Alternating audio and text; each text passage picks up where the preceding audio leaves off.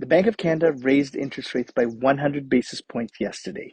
Now, this is the largest rate increase since 1998.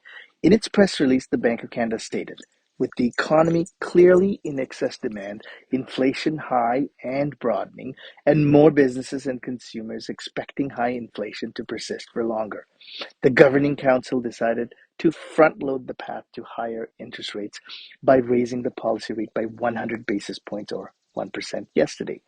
Now, an interest rate increase was widely expected following the U.S. Federal Reserve's 75 basis point hike back in June, but many were not prepared for the 100 basis point hike that took place yesterday. Now, very important, the bank has also mentioned that Canadians can expect further rate increases. The next scheduled rate announcement is in September, and there'll be another one in October and November. Well, how does this impact you? Well, if you have a fixed rate mortgage, this won't affect you today at all. If you have a variable rate mortgage, it depends what type of variable mortgage you hold, a variable payment or a fixed payment on these variable mortgages.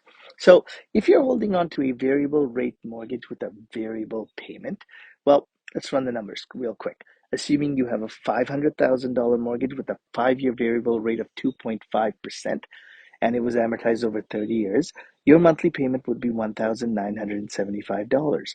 With the 1% increase in interest rates, your mortgage would now increase to 3.5%, making your new payments $2,245. Now, the homeowner will now pay $270 more than yesterday on a monthly mortgage payment, or that works out to $3,240 more per year. Now, if you have a variable rate mortgage with fixed payments, you will pay the same amount each month, but more of the payment will go towards the interest of your mortgage loan versus the principal if interest rates rise.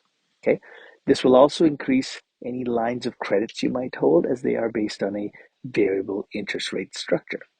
Now, prospective buyers, this may impact your stress test outcome. Mortgage holders are following the interest rate announcements closely, but are still waiting to learn when the Bank of Canada expects to end the continuous rate hikes. Home prices are trending downwards in many markets. So, although interest rates are rising, some buyers may be surprised by their expected increased monthly mortgage payment.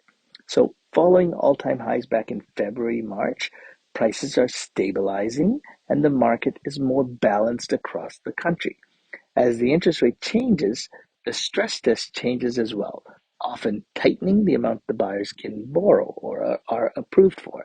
So, a general rule of thumb is that someone would qualify for about 10% less mortgage for every 1% that the stress test increases. Until next time.